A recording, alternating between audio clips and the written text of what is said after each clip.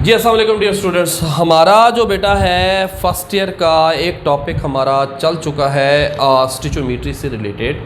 और स्टिचोमेट्री में मैंने आपको थोड़ी सी बेसिक कैलकुलेशंस उस टॉपिक में समझाई थी। आज बेसिकली स्टिचोमेट्री से रिलेटेड जो हमारे पास एक क्वेश्चंस जनरेट होते हैं ना, वो हमारे पास होते हैं केमिकल कैलकुलेशंस।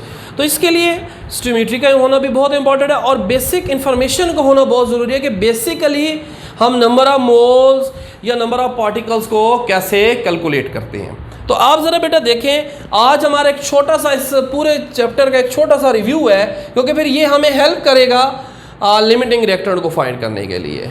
ये फिर हमें हेल्प करेगा यील्ड जो हमारे पास है, एक्चुअल यील्ड जो हमें दी होती है और जो फिर हम थ्योरेटिकल यील्ड फाइंड करते हैं, वहाँ पे भी हमें ये क्या कर रहा होगा, हेल्प कर रहा होगा, क्योंकि ये क्वेश्चन बड़ा इसी से रिलेटेड आते होते हैं। तो जो केमिकल कैलकुलेशंस है ना मेरे बच्चे, इनमें देखें कुछ बेसिक से फार्मूलाज हैं। इनमें नंबर ऑफ मोल्स को कैलकुलेट करना है बेटा, तो हमारे पास क्या होता है बेटा, mass in gram divided by क्या हो जाता है बेटा, मोलर मैस। ये तो हो गया मोल्स की कैलकुलेशन के लिए। तो मोल्स हमें स्टिचोमेट्री के लिए चाहिए होंगे। अब आफ्टर स्टिचोमेट्री यानी कि हमने इक्वेशन बेस्ड वैल्यू को निकाल रही है और हमें वो क्वेश्चन में आस्क करता है कि मैस इन ग्राम निकालो, तो हम इसी फार्मूला से मैस इन ग्राम भी निकाल सकते हैं। एक अनदर केमिकल कैलकुलेशन में बहुत इंपॉर्टेंट फार्मूला, और वो हमारे पास क्या बेटा, नंबर ऑफ पार्टिकल्स का है, और वो हमारे पास क्या बेटा, मोल्स इनटू क्या है, एवोगाड्रो। अब ये पार्टिकल स्टैंड फॉर, ये पार्टिकल स्टैंड कर रहे हैं किसके लिए, हो सकता है जो सबस्टांस है वो एटॉमिक स्टेट में हो तो फिर ये एटम्स के लिए होगा, अगर वो मॉलिक्यूलर स्टेट में हो फिर ये मॉलिक्यूल्स हो गए, और इसी तरह वो फार्मूला यूनिट भी हो सकता है। तो उसके लिए भी हम इसको क्या कर सकते हैं, अप्लाई कर सकते हैं। इसी तरह हमारे पास जो होता है ना बेटा, सम टाइम क्या होता है, number of particles moles given नहीं है, फिर क्या करते हैं हम बेटा, मैस इन ग्राम ले लेते हैं, डिवाइडेड बाय बेटा क्या हो जाता है, मोलर मैस हो जाता है, और इनटू बेटा क्या हो जाता है, एवोगाड्रोस नंबर आ जाता है। यहां से भी हम नंबर ऑफ पार्टिकल्स को क्या कर लेते हैं, कैलकुलेट कर लेते हैं। सेम वही बात जो ऊपर बताई कि हमारे पास मोल तो हमारे पास थे, पार्टिकल्स कैलकुलेट करने के लिए हम इस पार्टिकल्स अगर हमें गिवन हो तो मोल्स को भी क्या कर सकते हैं, कैलकुलेट कर सकते हैं। तो फिर इसी ऊपर वाले फार्मूले को क्या कर देंगे, इंटरचेंज कर देंगे। तो ये हमारे पास क्या हो जाएगा बेटा, नंबर ऑफ पार्टिकल्स ओवर क्या हो जाएगा बेटा, एवोगाड्रोस नंबर।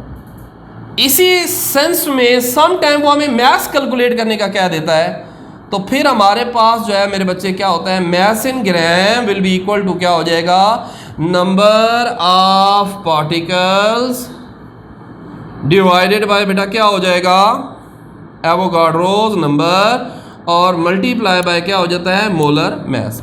एक और बहुत इंपॉर्टेंट फार्मूला मैं आपको लिखवाने जा रहा हूँ कि सम टाइम क्या होता है, वो हमें मॉलिक्यूल्स के लिए कह देता है। तो हमारे पास नंबर ऑफ मॉलिक्यूल्स को कैलकुलेट करने का तो फार्मूला हमारे पास क्या था बेटा, मोल्स इनटू क्या था, एवोगाड्रोस नंबर, यही वाला फार्मूला सब्सटेंस मॉलिक्यूल में होता है, और हमें वो कैलकुलेट करने को क्या कह देता है, एटॉमिसिटी, एटम्स को कैलकुलेट करने के लिए क्या देता है। तो फिर हम क्या करते हैं, इसी फार्मूले को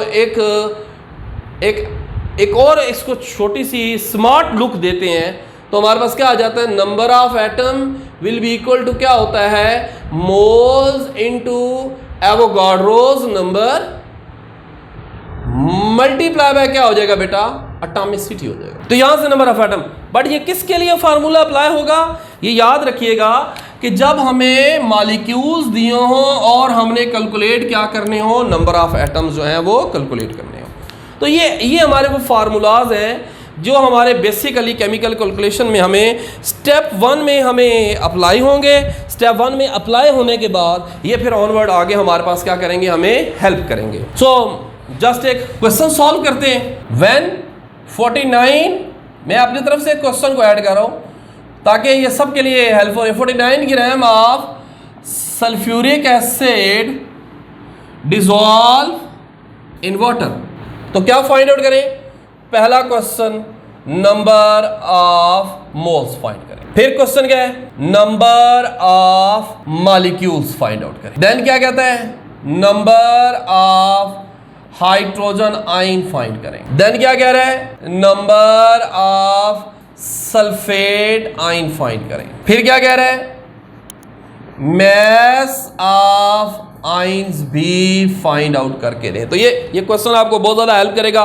काफ़ी हद तक आपके ये जो केमिस्ट्री से रिलेटेड फर्स्ट ईयर में जो छोटी छोटी कैलकुलेशंस हैं, ये आपकी काफ़ी हद तक उसमें क्या कर देगा, हेल्प कर देगा। स्टेप बाय स्टेप आपके पास।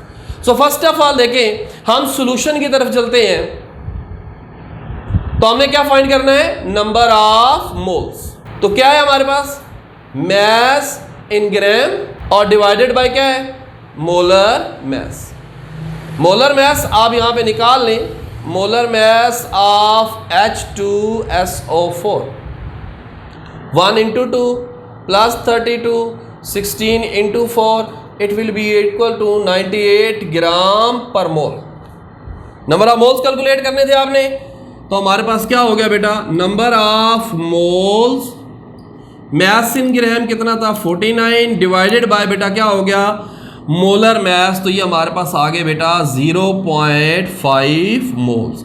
अब देखिए मैंने थोड़ा सा क्वेश्चन शायद हो सकता है मे भी पॉसिबल है सिंपल रख दिया हो, लेकिन मोल्स को कैलकुलेट करने का मेथड यही है। आपके पास मैस गिवन है और आपने वहां से इसको क्या करना है, कैलकुलेट करना है। अब हमने क्या करना है जी, हमने कैलकुलेट करने हैं नंबर ऑफ मॉलिक्यूल्स, किसके, मॉलिक्यूल्स ऑफ सल्फ्यूरिक एसिड। तो फिर क्या होगा बेटा, नंबर ऑफ मोल्स इनटू क्या हो जाएगा, एवोगाड्रोस नंबर। तो नंबर ऑफ मोल्स हमारे पास कितने हैं बेटा, 0.5 multiply by 6.022 into 10⁻23। Your answer will be the 3.01 into 10⁻23 molecules आ गए बेटा किसके, सल्फ्यूरिक एसिड के आपने फाइंड आउट कर लिए।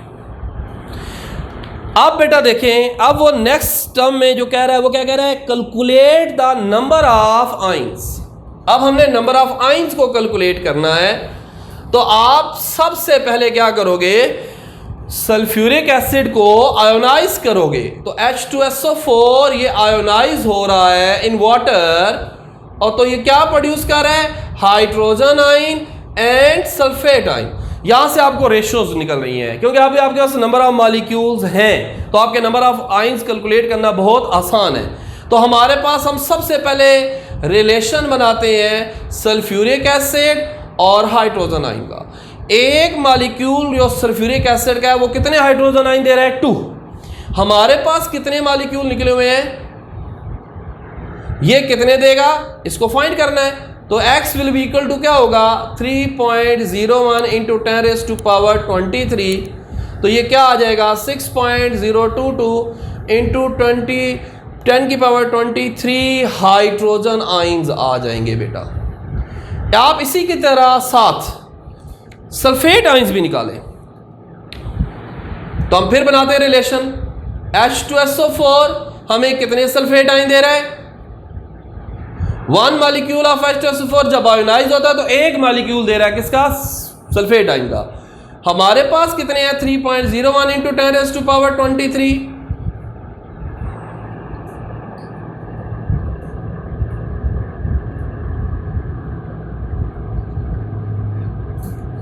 अब हमने क्या निकालना है, अब हमने मैस ऑफ आइन निकालना है। तो मैस हमारे पास मॉलिक्यूल्स गिवन है, तो एक तो मेथड ये है कि हम इसके पहले मोल्स निकालें, तो हम डायरेक्टली भी सॉल्व कर सकते हैं। तो हम क्या करते हैं,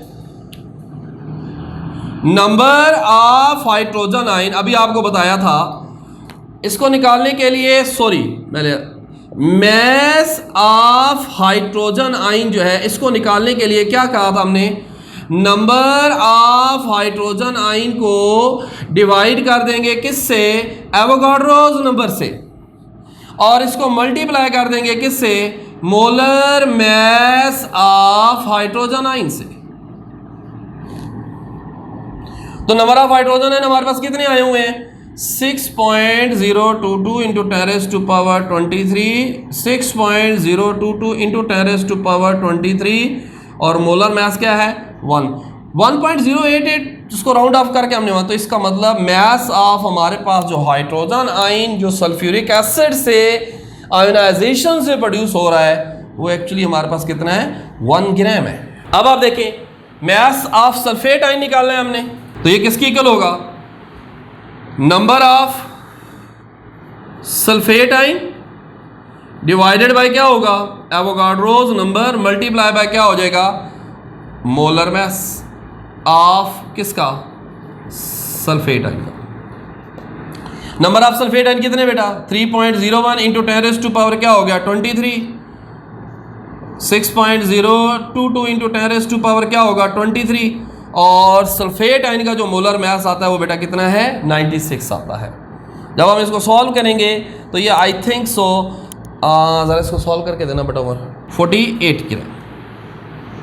सो आप देखिए हमने क्वेश्चन स्टार्ट किया था 40 gram of sulphuric acid dissolve हो रहा है, मोल्स कितने निकले, मॉलिक्यूल्स कितने निकले, मास ऑफ हाइड्रोजन आयन कितना निकला, हाइड्रोजन आयन कितना, सल्फेट आयन कितने निकले, ये सब की सब हमारे पास जो थी वो बेटा कैलकुलेशन कंप्लीट थी। होपफुली आपने लेक्चर को एंजॉय किया होगा।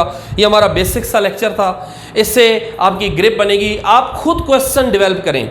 मैं कोशिश पूरी करूँगा कि जब ये चैप्टर इसके सारे टॉपिक कंप्लीट हो जाए तो इसके एक्सरसाइज के वो मेन क्रक्स या वो जो इंपॉर्टेंट क्वेश्चन हैं उनको भी एक्सप्लेन कर दूँ। बहुत शुक्रिया, थैंक यू।